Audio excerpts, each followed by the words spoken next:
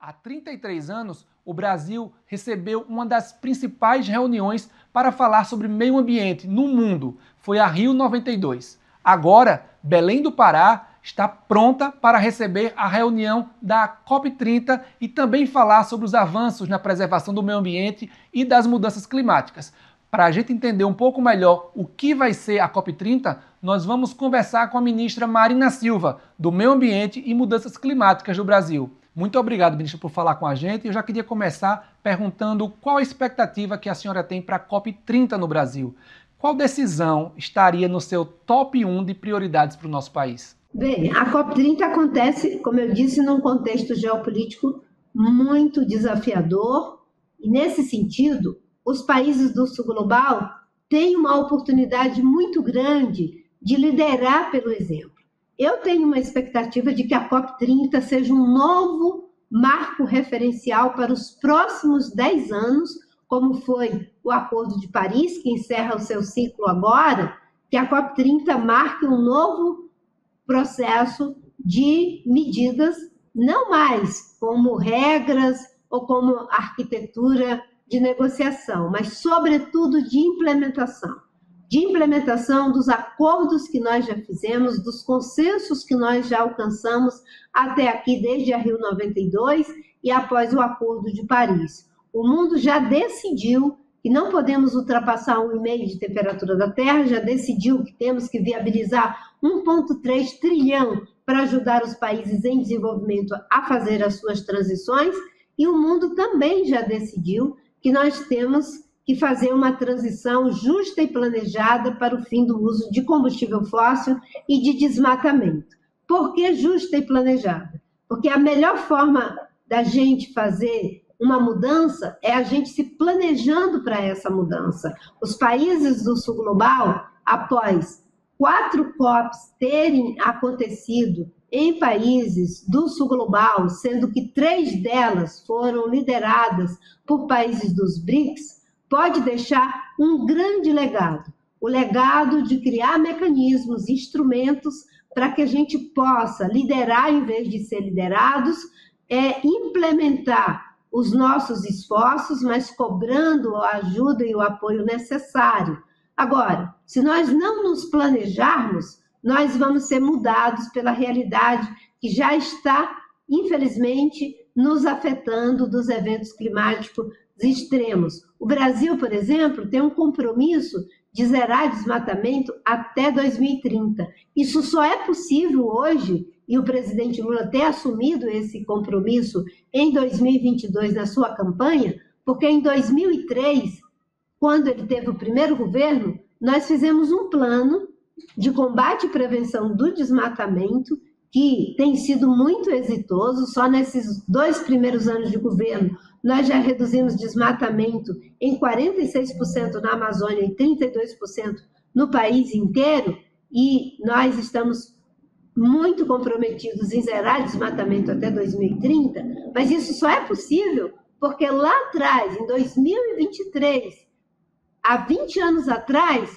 nós começamos a fazer o mapa do caminho para alcançar esse objetivo. Então, é a gente assumir, talvez como grande legado da COP, é que a gente possa fazer um mandato para que, de forma justa e planejada, com países desenvolvidos liderando essa corrida, países em desenvolvimento vindo em seguida, a gente poder ter um mapa do caminho para o fim do uso de combustível fóssil, para o fim do uso do desmatamento, do mesmo jeito que nós estamos fazendo agora, com o mandato da COP29, um mapa do caminho para alcançar 1,3 trilhão de financiamento. Sendo que, no caso do 1,3 trilhão, isso precisa acontecer o mais rápido possível.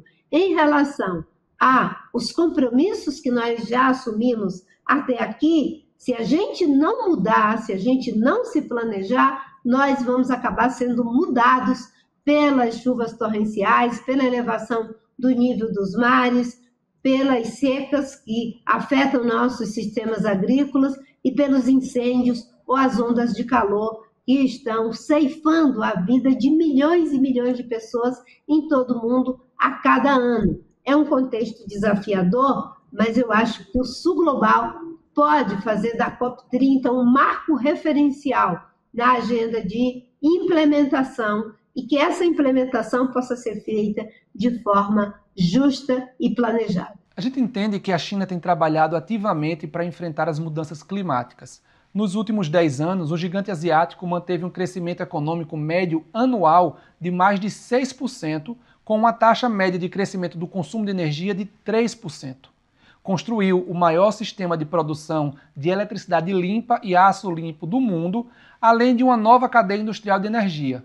Além disso, construiu o maior mercado de carbono do mundo. Então, como a senhora observa o trabalho da China em cumprir com a sua responsabilidade em respostas às alterações climáticas? Como eu disse, tem uma grande contribuição no quesito de ter desenvolvido tecnologias para a transformação ecológica, esforços internos de ampliar as energias limpas, porque a China não tem as mesmas vantagens comparativas que o Brasil tem em energia renovável, mas tem feito esforços.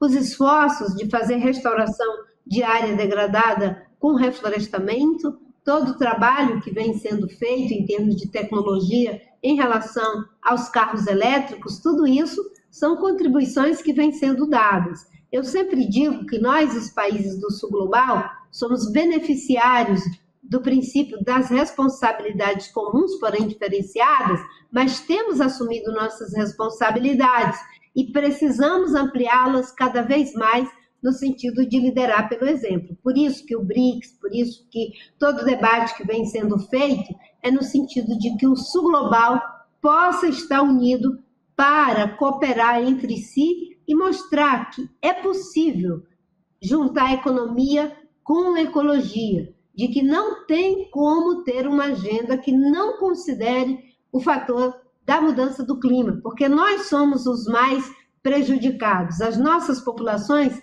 são as mais vulnerabilizadas, seja na Índia, no Brasil, na China, na África do Sul. E nós somos países com vantagens comparativas muito grandes. Que essas vantagens possam ser vistas como um espaço de cooperação, como já está acontecendo em muitas das nossas agendas, e que a COP30 pode ser uma espécie de coroamento dessa forma de criar um novo caminho, novas maneiras de caminhar. Nós já ficamos 30 anos discutindo regras, discutindo mecanismos, arquiteturas de negociação. Agora é implementar os acordos que já foram assumidos, os consensos que já foram estabelecidos. Isso tem a ver com a agenda de negociação, que se reflete também na agenda de ação e na agenda de mobilização. Eu fiquei muito feliz quando nós fomos na China em 2023 e no âmbito do acordo de cooperação do Brasil com a China, a COSBAN, nós fizemos uma atualização do acordo para incluir meio ambiente e mudança do clima. Ministra, como a senhora entende o conceito de responsabilidades comuns, porém diferenciadas, dos países desenvolvidos e dos países do Sul em questões climáticas? Os países desenvolvidos, eles têm emissões históricas, enfim, que aconteceram desde o período da industrialização dos países que hoje compreende, sobretudo, né, o norte global. Eles conseguiram atender necessidades básicas de suas populações em questões como saúde, educação, moradia.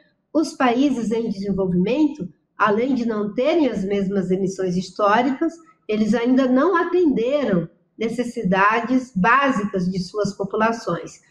Os países em desenvolvimento, muitos deles têm uma emissão muito grande, mas os países em desenvolvimento, né, uma grande quantidade deles, uma parte deles, tem uma per capita menor do que dos países desenvolvidos. Então, é por isso que eles são beneficiários do princípio das responsabilidades comuns, porém diferenciadas.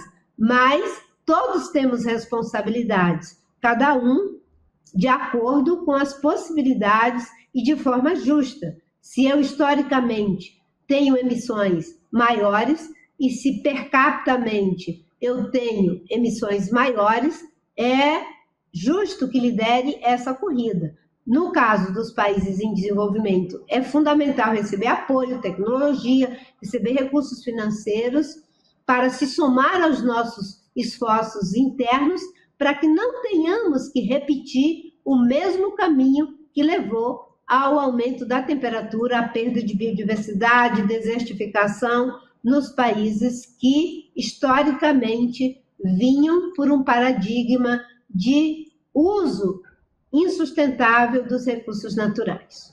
Ministra, eu fiquei curioso. A senhora entende que essa guerra tarifária que está sendo aplicada agora pode interferir nas negociações de Belém lá na COP30?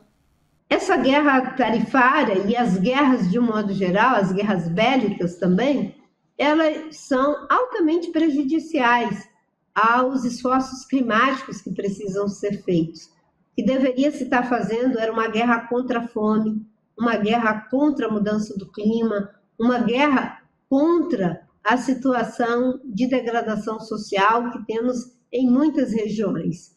E, infelizmente, não é isso que está acontecendo. Além de drenar recursos para a segurança, mina o ambiente de confiança, de solidariedade e de parceria. Então, a guerra tarifária ou a guerra bélica, ela não é boa, em hipótese alguma, para o enfrentamento da mudança do clima, para o enfrentamento das pandemias, como é o caso do que aconteceu com a Covid-19. Só foi possível dar uma resposta porque foi um trabalho em cooperação. Nós estamos indo para um caminho que é prejudicial de um modo geral. Nós vamos precisar encontrar saídas que sejam cada vez mais feitas em parceria e em suplementariedade uns para com os outros. Uns têm mais facilidade de aportar recursos tecnológicos e base tecnológica, outros têm mais facilidade em aportar produtos que não sejam carbono intensivo, outros têm mais facilidade em fazer o redirecionamento dos fluxos do capital para o financiamento de empreendimentos para um novo ciclo de prosperidade. E eu sempre acho que nós temos que pensar uma espécie de novo renascimento.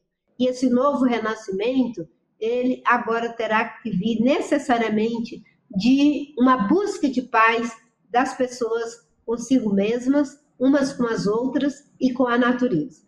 Ministra, só para finalizar, a cúpula do G20 deste ano será realizada na África do Sul e é a primeira vez na história do G20 que um país africano está na presidência, da rotativa. O presidente sul-africano, por sua vez, afirmou que o financiamento climático será um dos focos das discussões. Para a senhora, este é um meio importante para ajudar os países africanos e outros do sul global a alcançar o desenvolvimento sustentável? Com certeza, os países em desenvolvimento precisam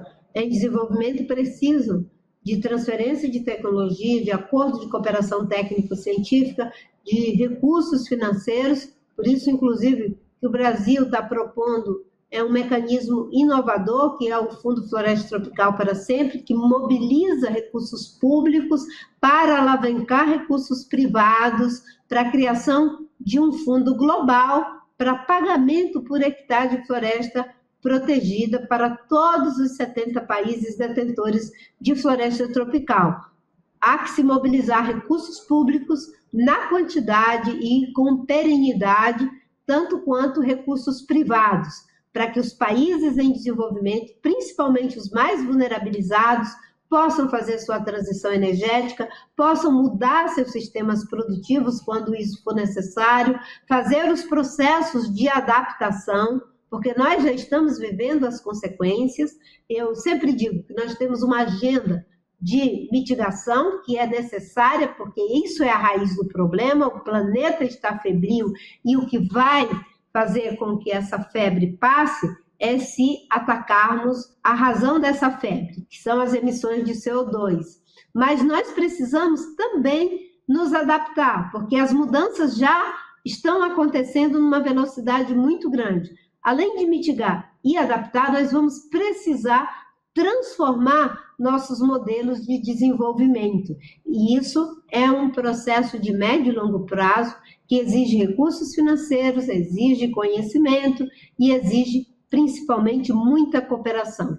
cooperação em termos das nossas bases produtivas, na abertura de mercados e de que as relações sejam via de mão dupla, que não sejam apenas relações unilaterais. Por isso que o BRICS, o G20, fortalece muito o multilateralismo, fortalece muito a questão da reforma das instituições multilaterais para que elas possam responder às exigências desse novo tempo. E a COP30 vai ser o espaço onde a gente vai poder exercitar talvez novos paradigmas.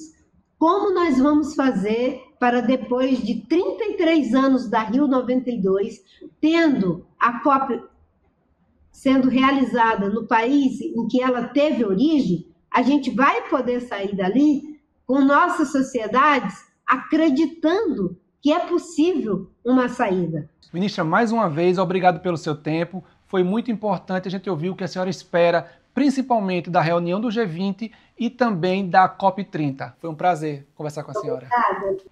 Do Recife, Luiz Boaventura para China Global Television Network.